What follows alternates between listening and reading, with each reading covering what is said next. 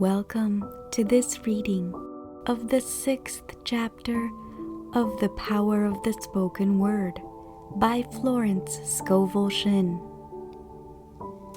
My name is Joanna, and I will be reading for you today.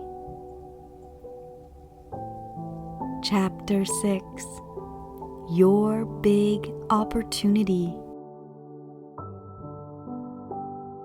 You have only one judge, your word. Jesus Christ said, I say unto you that every idle word that man shall speak, they shall give account thereof in the day of judgment. For by thy word thou shalt be justified, and by thy word thou shalt be condemned. Every day is a day of judgment. We used to be taught that it would be at the end of the world.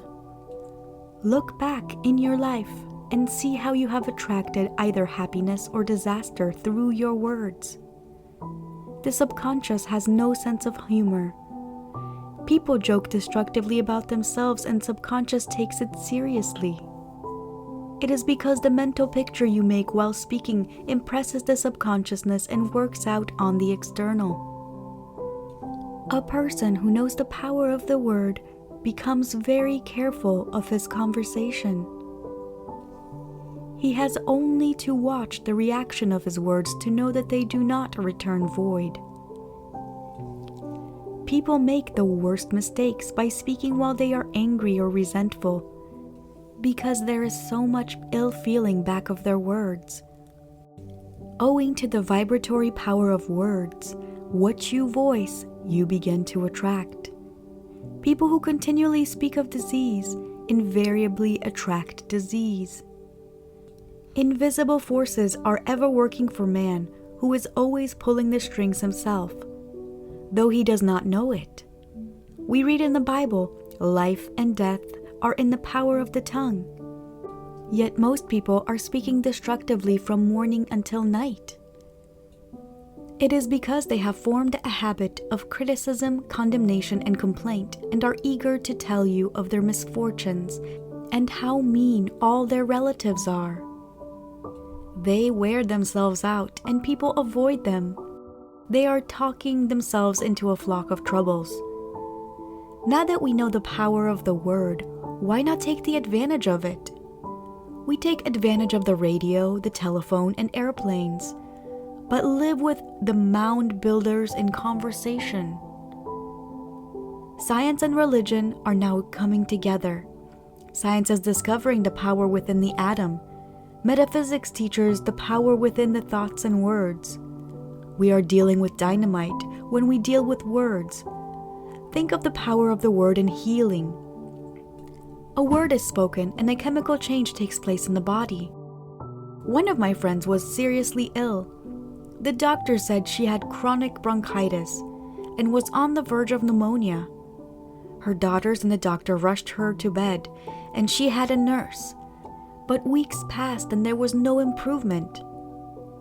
She saw a truth student, but for over a year had attended no meetings, nor had she kept up her reading. One morning she telephoned me and said, "Please speak the word and get me out of this. I can't stand it anymore. I'm not sick, I'm just disgusted." So much negative talk and thought have almost floored me. Through the spoken word and her affirmation of truth, immediately there was a change for the better. She had a strong hunch to go out and was told it would be dangerous. But by this time she was following divine guidance. She went out and called on me, and she was going to attend a luncheon the next day. What had happened? The words of truth were making a change in her mind, and a chemical change was taking place in the body. We are told that if we believe, never doubting, we can say to that mountain, "Be thou removed," and it would disappear into the sea. The inexhaustible energy in man is released by goodwill. A man free from fear, undisturbed by appearances, sending goodwill to men and nations, could say to the mountain of hate and war, "Be thou removed," and they would return to their native nothingness. Resentment and intolerance rob man of his power. We should have signs in the subways and shops. Watch your thoughts. Watch your words. Let us now be careful in directing this dynamic force within us. Let us direct it to heal, bless, and prosper, and direct it in waves of good to the whole world. It goes out a mighty force, but noiseless. Thought, the strongest power in the universe, is without sound. Your goodwill sweeps all obstacles from your pathway, and your heart's desire is released for you. What is really yours? The answer is all that the kingdom affords is yours. Every righteous desire of the heart is promised you. There are 3,000 promises in the Bible, but these gifts can come to us only if we can believe them possible, for everything comes through you, not to you. All life is vibration. Feel rich and you attract riches. Feel successful and you become successful. I knew of a small boy who was born in a country town with no advantages, but he always felt successful. He had the conviction that when he grew up, he would be a big artist. No one could discourage him because he had success. He had only success thoughts. He radiated success.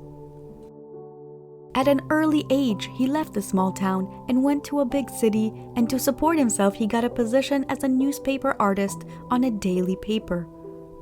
All this without previous preparation. It never occurred to him that it could not be done. He went to an art school and immediately became a shining light. He never studied in an academic way.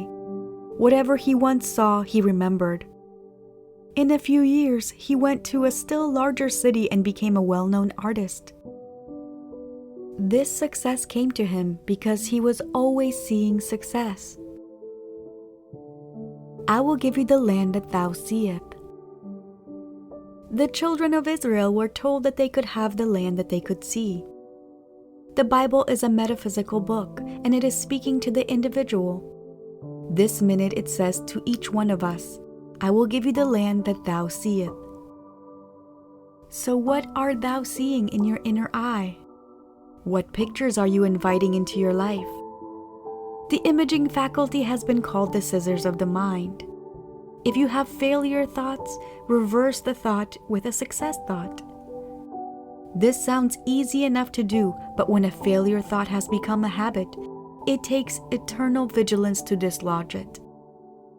That is when a powerful affirmation is needed.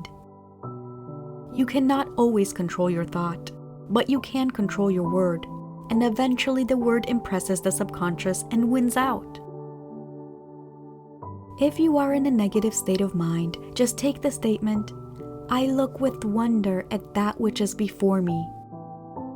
It creates an expectancy of something wonderful, and something wonderful will come to you. Cultivate the feeling that miracles and wonders are coming to pass. Cultivate a success expectancy. Very few people bring into life what is rightfully theirs. They live on the outskirts of their heart's desire. It always seems too good to be true. To the person spiritually awake, nothing is too good to be true. If you want to hear people talking who are still asleep in the Adamic dream, go to the hairdresser's establishment. The Adamic dream is an illusion of opposites. Adam fell into a deep sleep, having eaten of the tree of illusion. Of course, Adam stands for generic man, the race man. The race man mainly imagined loss, lack, failure, sin, sickness, and death.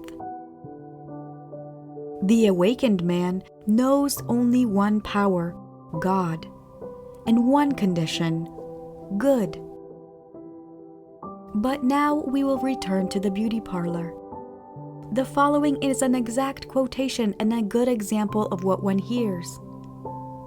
A woman sat down near me and said in a loud voice, "This place is too warm. Turn something on or open something." The attendant said to her, "How are you feeling today, Mrs. S?" She replied with a heavy sigh, "Oh, I'm pretty well, but I have a hard time keeping well." To the manicurist, she said, "Why don't you wear glasses?" The girl replied, "I don't need glasses. Why should I wear them?" The woman said, "Because everybody wears them. You'll find there's something wrong with your eyes if you have them examined." When she finally leaves, they all feel limp and wonder if they are really well, or only seem to be well. She leaves a trail of apprehension and gloom. This is an example of what one hears from nearly every booth. The way most people talk. It is appalling when one knows the power of the word and what they are attracting, for they are nearly all describing illnesses or operations. You combine with what you notice, so do not describe anything destructive, for you begin to combine with it. What is really yours? The blessings you bring to yourself through your spoken or silent word. The things you see with your inner eye. Only your doubts, fears, and resentments keep your good from you. If you hate or resent a situation, you have fastened it to you, for you attract what you fear or dislike. For example, someone has been unjust to you and you are filled with wrath and resentment. You cannot forgive that person. Time rolls on and another person does the same thing. It is because you have a picture of injustice engraved in your subconscious. History will repeat itself until you think you are cursed with misfortunes and injustice. There is only one way to neutralize it. Be absolutely undisturbed by injustice and send goodwill to all concerned. My goodwill is a strong tower around me. I now transmute all enemies into friends, all inharmony into harmony, all injustice into justice. You will be amazed at the working of the law. One student brought harmony out of chaos in her business affairs by that statement.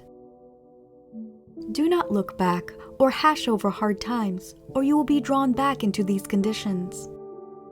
Give thanks for a new day. You must be immune to all discouragement and adverse appearances. All that you desire or require is already on your pathway, but you must be wide awake to your good to bring it into manifestation. After making statements of truth, you suddenly have a flash of realization. You suddenly feel yourself in a new environment. You feel old negative conditions falling away.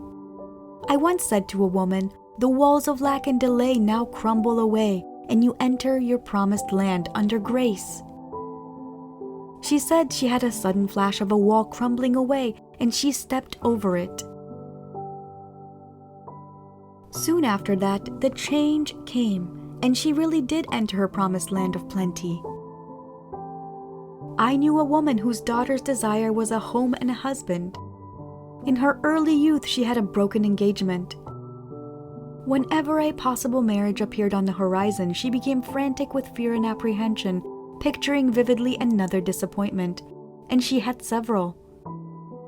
Her mother came to me to speak the word for her right marriage, divinely designed, which would not be interfered with. During the interview, the mother said continually, "Poor Nellie, poor Nellie." I said, "Do not call your daughter Poor Nellie again. You are helping her to be demagnetized. Call her Lucky Nellie. Fortunate Nellie, for you must have faith that God now gives to her the desires of her heart." The mother and daughter persisted in making their affirmations. She has now fulfilled her destiny, for she is Mrs. Nellie, the demon of fear dissolved forever. There are wonderful statements in the Bible referring to the breaking down of negative thought forms. The power of the Spirit is mighty, even unto the pulling down of strongholds. The human mind is helpless to cope with the negative thoughts. The victory is won by the God within, the superconscious mind.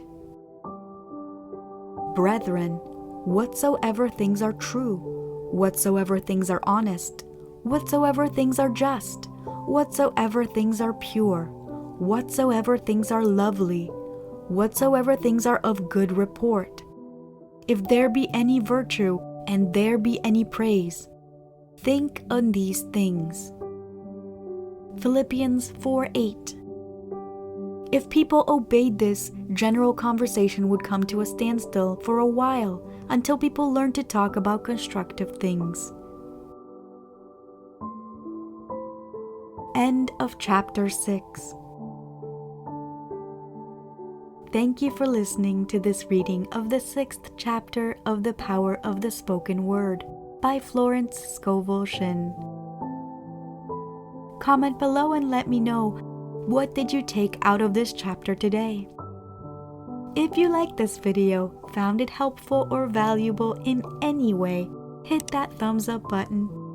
And if you're new to this channel, don't forget to hit that subscribe button and the bell notification icon to get notified every time I upload a new video. Because this year, I am committed to helping you gain mastery over your mind and emotions. See you in the next video. Bye!